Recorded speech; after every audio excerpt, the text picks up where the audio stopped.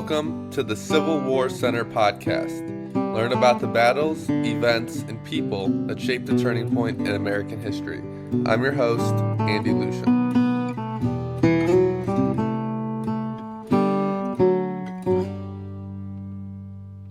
Today we are again joined by Robert E. Lee himself. Actually, Dr. Paul Lewanski. Dr. Lewanski has his doctorate in education and is the premier West Coast Robert E. Lee living historian. He has been portraying the general out there for several years. Today he sits down with us to continue our discussion as we talk about the remainder of the war and the general's life after the war. I hope you enjoy this discussion and continue to learn more about Robert E. Lee. So you break up this corps into two new corps, so now you have three. You have A.P. Hill, Dick Ewell, James Longstreet, and you decide to take your army again on an invasion of the North, and this is what will become the famous Gettysburg campaign. When you begin your invasion, Jeb Stuart decides to take a famous ride around George Meade's Army of the Potomac, and you're kind of left in the dark for a while until he shows up. I believe it was on the second day of Gettysburg or around that point, but you're left in the dark for a while. So do you feel that perhaps this is Stuart's flamboyance and his lust for the limelight, or do you take responsibility for giving him too ambiguous of orders? And perhaps do you feel Gettysburg could have gone differently if you had had Stuart's information? In the clouds of war, information is gold.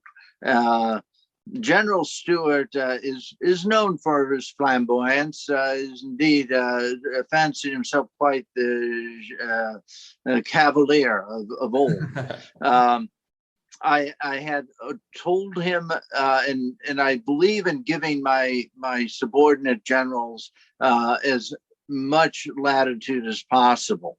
I know that he drove north. He did what I had asked him to do.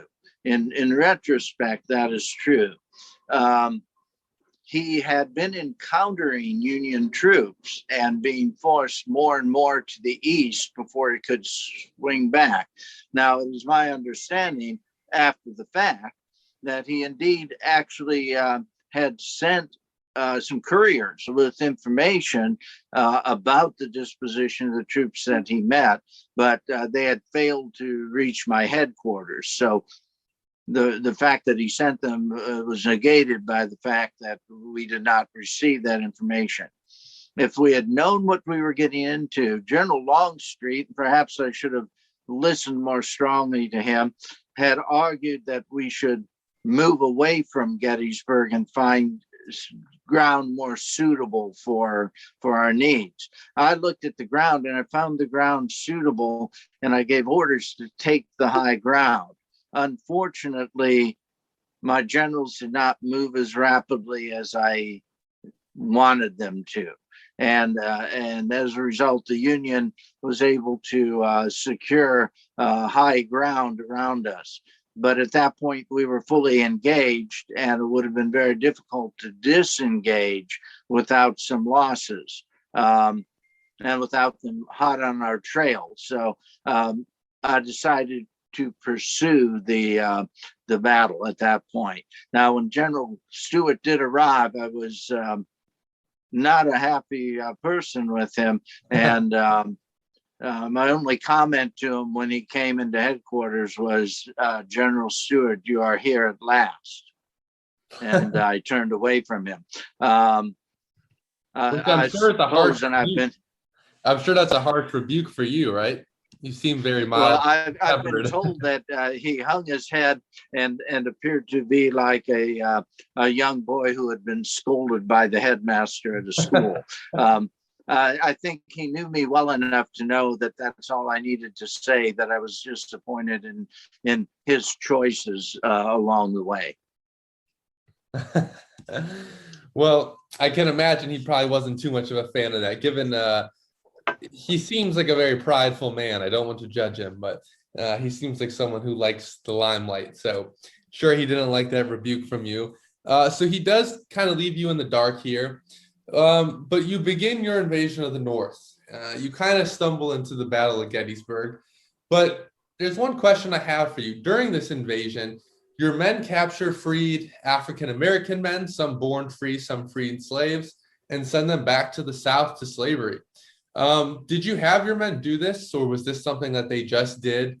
And if you did order them to do so, did you regret this decision? I did not order them specifically to do that, and it was the decision of the subordinate commanders under me. It is not something I think I would have chosen to do, especially if they were freedmen and could show their papers.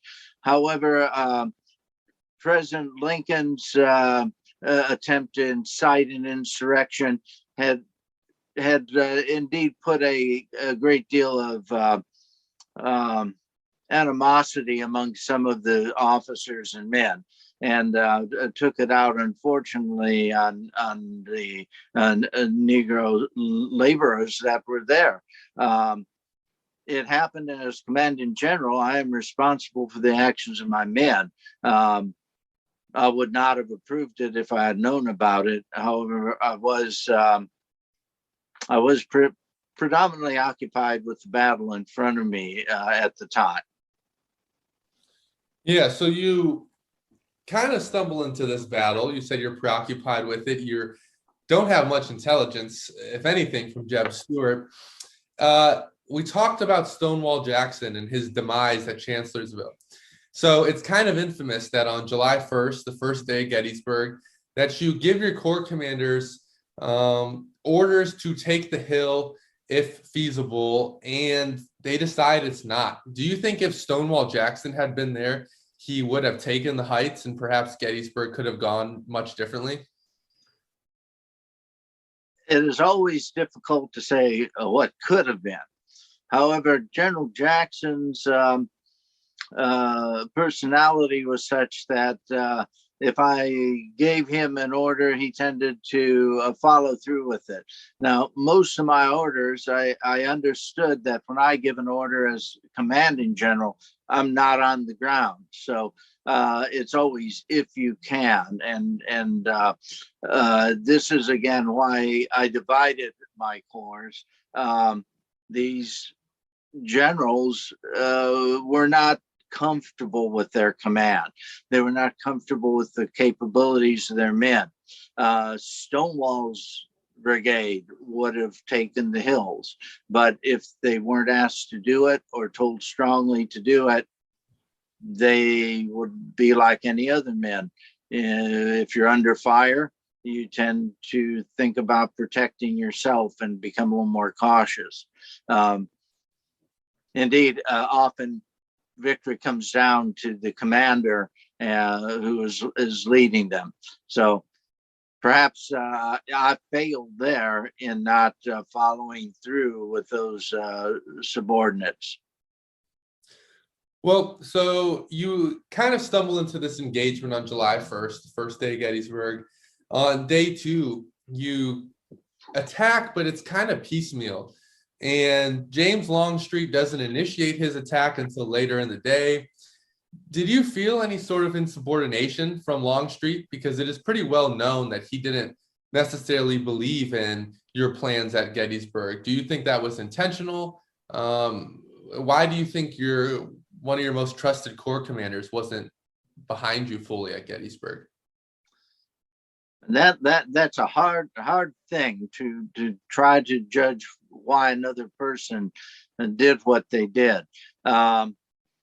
My corps commanders were slow to react. General Longstreet was indeed did not care for my plan and argued most vehemently against it. However, I overruled him, and somewhat to my chagrin, he was lackluster in his following his orders. That resulted in delays, and as you have pointed out, we did not have a coordinated attack. And when you do not have a coordinated attack, you do not have the impact. We were facing an entrenched foe, and we needed to be a solid hammer going against it. Instead, we were like little tack hammers tapping at a stone wall. And we were unsuccessful because of that. We had indeed. I did take something from Napoleon because it does work at times, which is to attack the flanks. And I'd been fighting the first day, attacking the flanks in an attempt to turn their flanks. If you're successful, you can just literally roll their line up and they will flee. They were continuously reinforcing. That was part of the information I did not have, is just how many men and where they were. I thought that at that point, General Meade would probably reinforce his flanks, drawing from his center. Unbeknownst to me, he had received reinforcements from the rear. And so what he did was he indeed withdrew his men from the flanks, but he put them in the center. He had fresh men take the flanks. And when I strove to send a strong drive up the center, I was meeting a reinforced line in the center instead of one that had been thinned out to reinforce the flanks. It was my decision. It made sense at the time, but again, in the fog of war, when without the information, you sometimes make poor judgments. It was my command and my responsibility. Yeah, so there you're referring to day 3, right? Pickett's charge, which I think anyone listening is likely familiar with. So day 2, you attack. It's not a smooth, continuous attack, and obviously you're attacking the infamous fish hook of the Union line at Gettysburg. But you feel as though you've weakened the Union line enough that the center will be weak, and you decide to attack and go head on into Winfield Scott Hancock's division. So you send Pickett and his men in. You mentioned earlier that you don't feel that you were overconfident, that you just believed in your men. So perhaps you don't feel that you were overconfident in this decision. Why did you decide to use a frontal assault? Or perhaps why not listen to James Longstreet and his advice to disengage, pull the Union out of the hills, and then re-engage with them on the land of your choosing? Why go through with the infamous charge? It made sense at the time, is all I can say. Again, I felt that the center would have been thinned to reinforce the flanks. That was not the case. It was, in a sense, a classic Napoleonic tactic, which would not have been expected of me. So again, I spun the dice here, hoping to do something unexpected. And unfortunately, they received reinforcements. Their entire line was reinforced. My men were slow to coordinate. The ground was not as smooth as we thought. There were a number of factors that in retrospect, we can see why it did not work. Could it have worked? Yes, it could have. Could we have done something different that would have been better in those circumstances? Absolutely. But we make the best decision. And once you've made the decision, you trust in God and go from there. In this case, it was not successful. So perhaps I'm not correct in this. I don't want to put words in your mouth. It sounds like you don't necessarily regret the decision, or perhaps do you regret it, or do you just feel, as you said, that, you know, in the fog of war, you make the best decision you can and you live with it? I believe you've said it correctly. Any commanding general, you make the decision you can based on the information you have, and you have to live with that. Do I regret it? Yes, I always regret it. When I look out and see the men lying in the field dead, I know that there are wives who will never see their husbands, children who will never see their fathers, young men who will never grow up to be husbands or fathers. Is there regret there? yes, indeed. But that is part of being a general and part of war. If you don't feel that, you're not human. Hmm.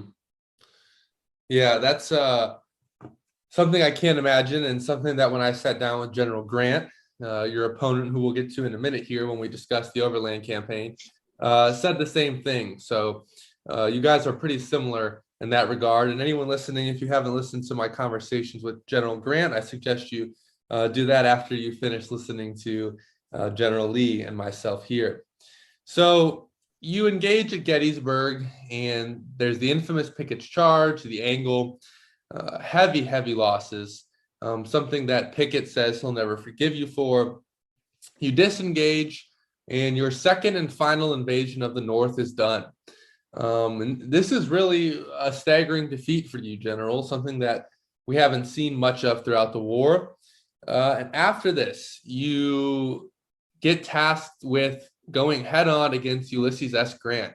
President Lincoln brings him in from the Western Theater, where he's had success, and the Overland Campaign begins. This is one of the bloodiest series of fighting we'll see throughout the war. And at the start of the Overland Campaign, your army is low on supplies, low on men at this point.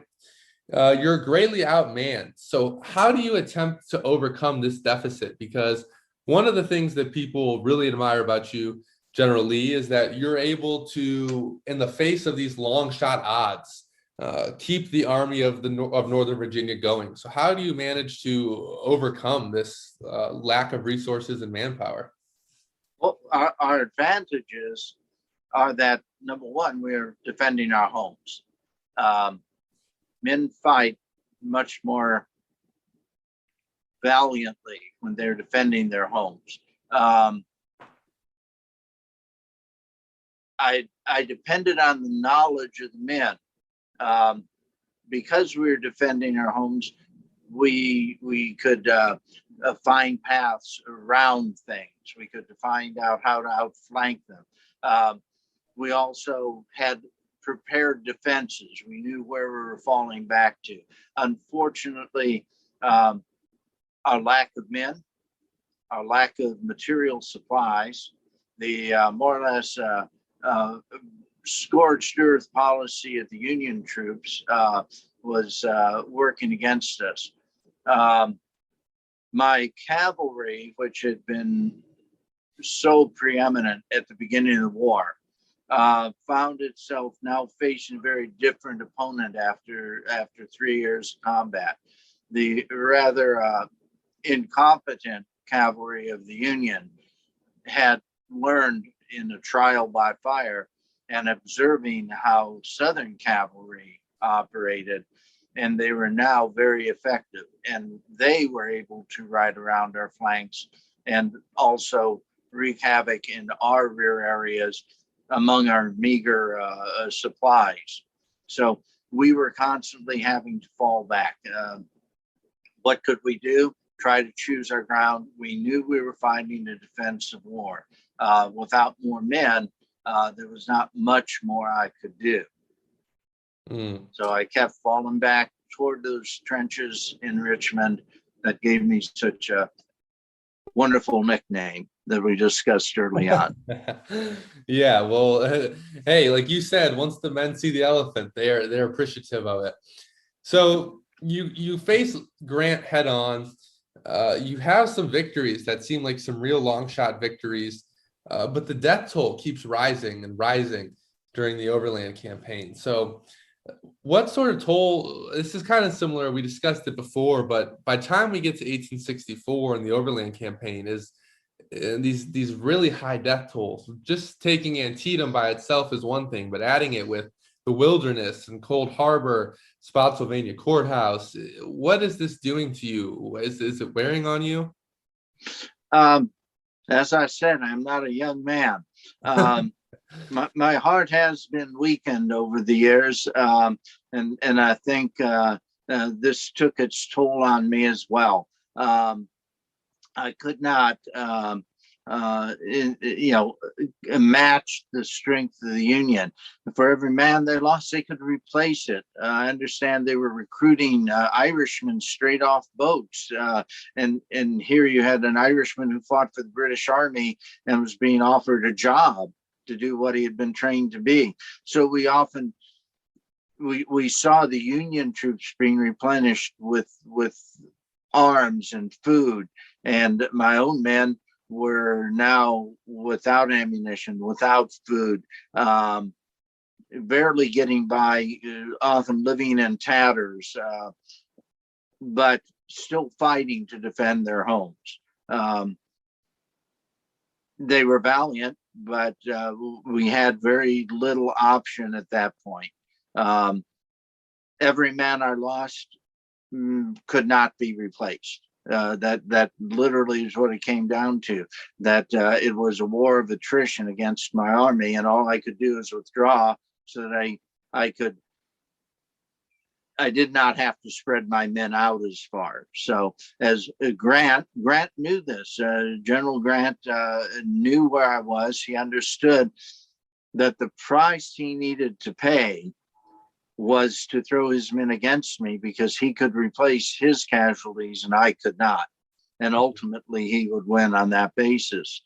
That became very obvious, which is why I encouraged President Davis to, continue with his attempts in peace talks to try to have a truce. But President Lincoln did not want a truce. He was very strong on reuniting his country and denying us ours. Do you think that perhaps you could have, one of the things people say why the Confederacy lost, and I would love to hear your side, General Lee, your perspective on this, is that you failed to utilize the African-American manpower of the South. Why, by the time we get to 1864, is the South not utilizing this manpower that the North has begun to utilize? Is it perhaps because the South is fighting for slavery? Is there a different reason for this? Why do you think the Army of Northern Virginia doesn't take advantage of this great population you have in the South? I would have to say, number one, it had been suggested. In fact, it was suggested fairly early on. However, there is prejudice that the slave could not be trusted to do that. Many of us felt that these could indeed be fighting soldiers, and indeed, in some cases, in some units, you actually had the Negro fighting alongside the white soldier. Nathan Bedford Forrest actually had been a slave trader before the war, and he owned several slaves, and he looked at his men and he said, "Men, if you will fight with me for your home, you will be free men at the end of the war, whether we win or lose." And he was actually good to his word. Before the end of the war, he freed all those men, signed formal manumission papers before the end of the war. Some recognized it, but you're looking at literally years upon years upon years of, I suppose, tradition about entrenched beliefs. And ultimately, the Confederate Congress did pass a resolution to allow the raising of Negro troops, but it was too little and too late. With that, however, I understand that we're not alone in that prejudice. Even in the North, it took a very long time before they would raise the colored troops. And so it is perhaps a sad commentary on mankind and how we treat other men. But hindsight, as they say, is always better than foresight. Yeah, that's very true. So you're not relying on the manpower of the African-American community in the South, and the manpower of white Southerners is very low at this point. Supplies are running thin. Sherman's doing his march to the sea. So by time it's 1864, the Overland Campaign is in full throttle. Do you see Abraham Lincoln losing re-election as your only hope for victory? I mean, Lincoln himself was convinced that McClellan was going to win and create peace with the South. So are you just trying to outlast the election at this point? That again, asking a political question of a soldier. But in consulting with President Davis, you know, ultimately we were hanging on and hoping that perhaps the winds would go in our favor and we could come to a peace. However, President Lincoln was reelected, so we can say what if all we want. The reality is he was reelected, and that reinvigorated his troops. They were on a holy crusade to free the slaves. It made sense to them, and we unfortunately were put in a position where our farms had been burned. People were displaced during the Overland Campaign. Towns were overtaken. In fact, there was several towns where there were factories that produced ammunition cartridges for my army or uniforms. And in one case, at a woolen mill, it was completely run with female labor. The ladies of the town had taken over doing things that men had done, but they were producing war materials.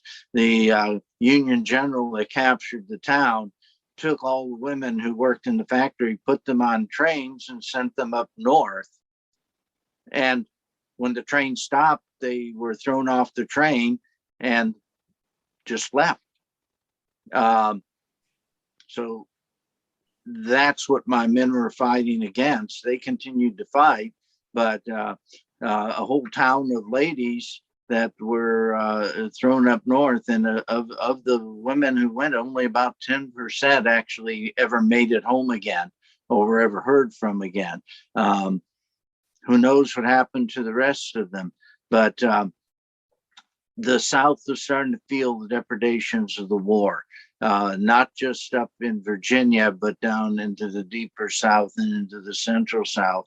And as the farms were burned and people were being thrown off their land, being left penniless, the end was in sight. Without a change in political winds up north, there was not much that could be done. Mm. Yeah, I mean, I think anyone in your shoes, you're correct. We could always say these what ifs of history, and we don't know, but I definitely think it's a solid shot if Abraham Lincoln doesn't win re-election. So in the Overland Campaign, this is obviously the last major fighting of the Civil War, especially for yourself. You're going head to head against Ulysses S. Grant. So I talked to the general about his feelings. Great debate in America, even to this day, about yourself versus Grant, who's the better general. So what are your feelings on Grant as an opponent? Do you feel that he's a butcher? Do you feel that he's a accomplished general who's doing what needs to be done? What do you think about the West Point grad? I believe, and I had very little discussion with him. We met, of course, at Appomattox and made the surrender of my army. After the war, there was a hue and cry. Now, under the terms of surrender, we were not to be harassed. We gave our parole, and there was demands that I and others be arrested and tried for treason and executed. And after the assassination of Mr. Lincoln, that was absolutely true. But General Grant actually went and told then President Johnson that if he pursued that, since he as a general had given his word that we were not to be harassed and that he would no longer be general, and that was backed off of. I find General Grant to be an honorable man. I think he was disparaged. Some people say he was a drunkard. I do not believe that to be the case, although I think that he did at times early in his life fall into the despair that leads a man to drink when he was separated from his family. That is indeed a very difficult thing to do, and takes much courage to not engage in heavy drinking to assuage one's sorrow. However, as a general, I think he did what he needed to do, and that's what generals have to do. They fight with what they have and do what they need to do. In the taking of Vicksburg, General Grant was willing to dig a canal and change the course of the Mississippi River, if that's what he needed to do. Ultimately, he did not. The canal was abandoned, but he was in progress. So I respect him as a general. His needs, his abilities were much different than mine, but I do not begrudge him or say he was a lesser person. Many generals that I met were fine generals. I could just, at that time, outthink them.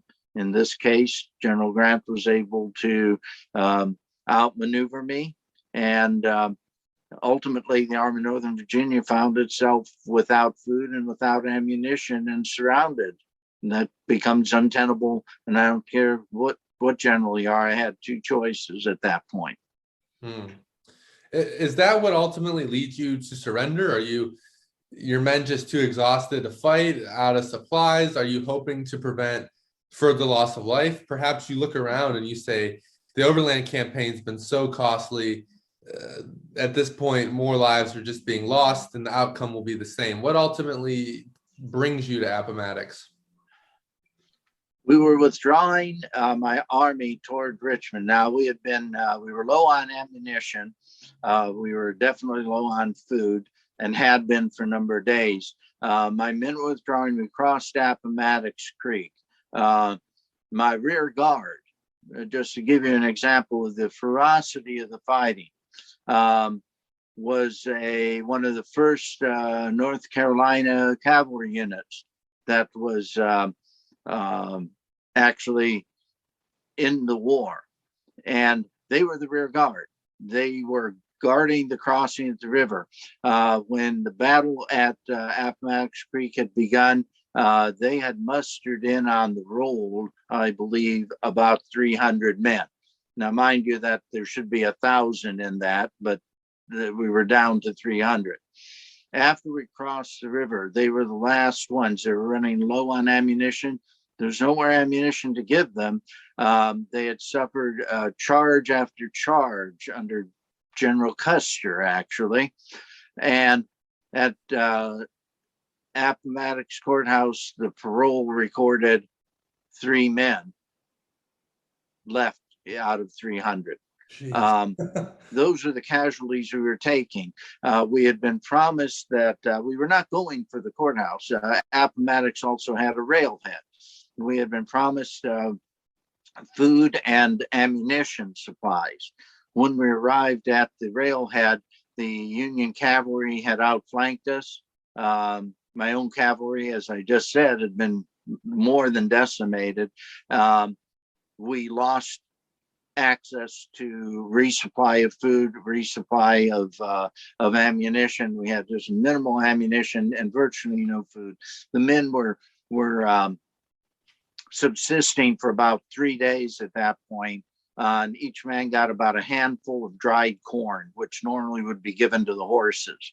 But that's what the men were eating. There was nothing for the horses. They could only forage grass and what they could find.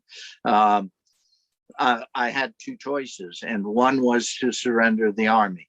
The other, and this was urged on me by some of my subordinate generals, was to tell the men to take the hills. That individual men's and group of men could slide through the federal lines and encourage them to make the way as partisan rangers to meet Joe Johnson as in the Carolinas. However, I realized that if we did that the handwriting, as the Romans said, is on the wall. I realized that would prolong the war. It would lead to more bloodshed, and there could be no real justification for that. And so ultimately, I made the decision with General Longstreet to surrender, and wrote letters asking General Grant what his terms for surrender would be, and not without any small trepidation, for General Grant did have the reputation of unconditional surrender Grant. So I did not know what to expect for my men. I knew there was much animosity on the parts of the Union soldiers. They had exhibited some of that, but we had no other real choice, and I cannot justify my only other alternative. General Grant wrote back and offered actually some very generous terms. We agreed to meet at Appomattox Courthouse on Palm Sunday, the 10th of April. And at that point, he presented formally the terms that he had written to me about. And they were very generous. And I asked only one thing that we had not discussed, and that was food for my men. And also if he would take over 10,000 prisoners, Union prisoners that I had, that I could not feed any more than my own men. I was giving them the same handful of corn that my men got, which was obviously arranged. But General Grant very, very graciously sent 25,000 rations to the men. Unfortunately, he had no feed for the horses, which was an issue, but fortunately, animals can forage. Yeah, I mean, he obviously unconditional surrender Grant, but he gives you pretty favorable terms. And as you mentioned, he does help get you pardoned, or not pardoned, but they want to put you on trial, perhaps even hang you for leading the Confederacy, and Grant does step in and help you out there. So he's much more gracious to you than he is at Fort Donelson. After the war ends, you surrender to Grant and Appomattox. A little bit earlier, you talked about how he rides up and he's caked in mud. The war comes to an end. Reconstruction begins. Lincoln is assassinated. President Johnson takes over. But you yourself, how do you settle into the post-war life? What does it look like for General Lee? I know you start and become the president of Washington College. What is this like, kind of retiring into the Virginia life? Well, I've been a soldier all my life. I was still treated well by Southerners. They did not blame me for a failure to found our own country. They knew I had done my best, as only a soldier can do. That is all we can do and all we can offer. I was approached by a number of people who wished to use my name, and I rejected those. I had no wish to become part of an insurance company or give my name to a railroad company. There were echoes of my father's poor investments that kind of rang in there. Ultimately, a group of men approached me. I was living in a home in Richmond that had been actually given to me to use. I had no money. My wife had no money. Arlington Plantation and the other plantations that were owned through her father were not accessible to us. So we lived on the kindness of strangers, quite literally. And a group of men came up from a small college that had been founded just before the war, Washington College. Now, Washington College was very small, but it was something. They came to me and offered me a free hand. And I realized that if the South was to truly regain its stature in the country, we needed now to raise Americans, and that our goal now was not to be a separate country, but if we were to be part of the United States, we must raise United States citizens. And so I accepted their offer to become president of Washington College. Um, it was a good choice. My experience at West Point helped me to build the school, which had during the war years had fallen into disrepair. We opened the doors. I changed the curriculum. It had been very much, I suppose, what one would call a liberal arts type college, and we added to that curriculum. We taught math. We taught engineering. We made some innovations, and I was very highly involved with the student body. Every student met with me at some point. My name allowed us to raise money, which was in short supply in the South. Ultimately, it was a small town, Lexington, and I was able with my wife to live with some peace. I did, and people laugh about this. Ladies always wanted locks of my hair, and unfortunately, I would probably be, shriven of all my hair at this point. And so, to prevent that, the barbers in the town offered to cut my hair for they could then take hair and tie ribbons around it and sell it as locks of General Lee's hair. And so to prevent that and to prevent that exploitation, because who knows if it was truly my hair, if that were the case, I actually learned to cut my own hair. And to the end of my life, I continued to cut my own hair.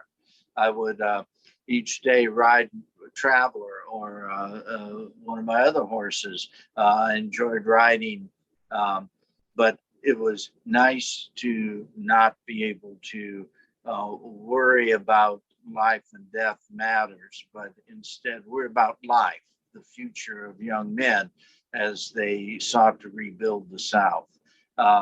It gave me opportunities to even vacation. My wife, who was arthritic, we were able to go to hot springs, which aided in her health.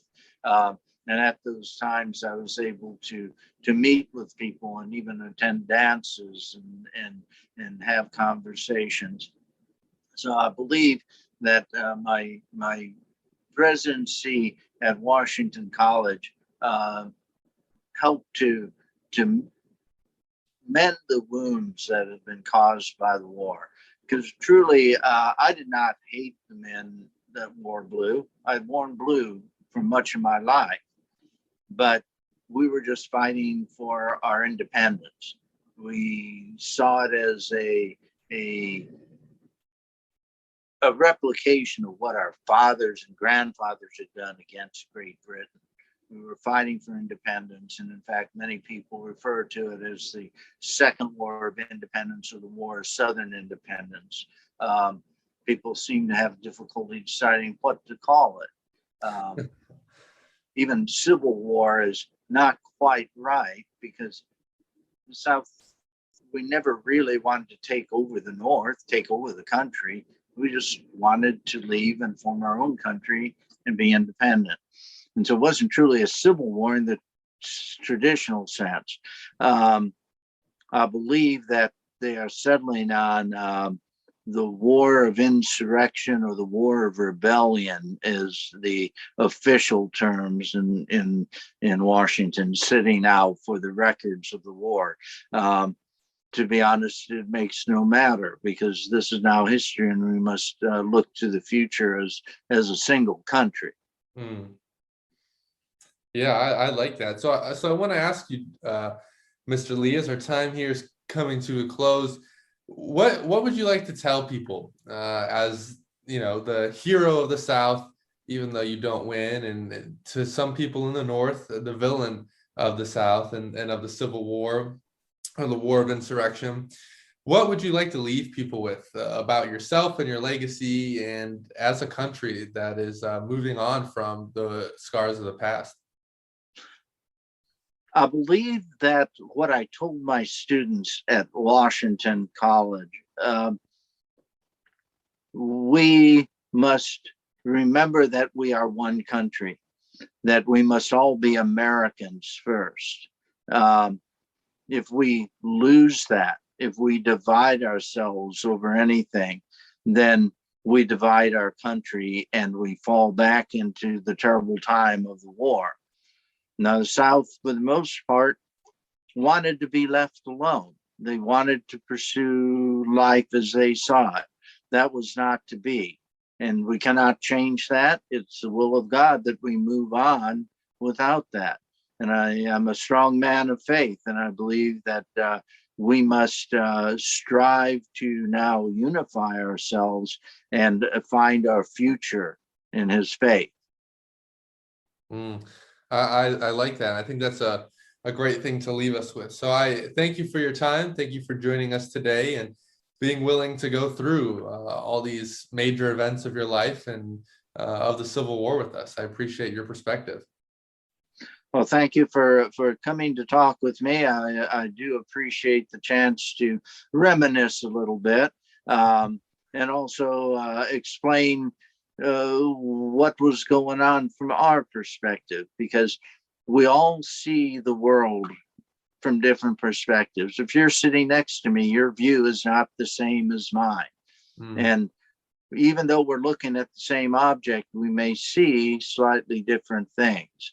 So we must be very cautious about that, and have reasonable discussions so that we can understand what's really there and we can move together unified into the future.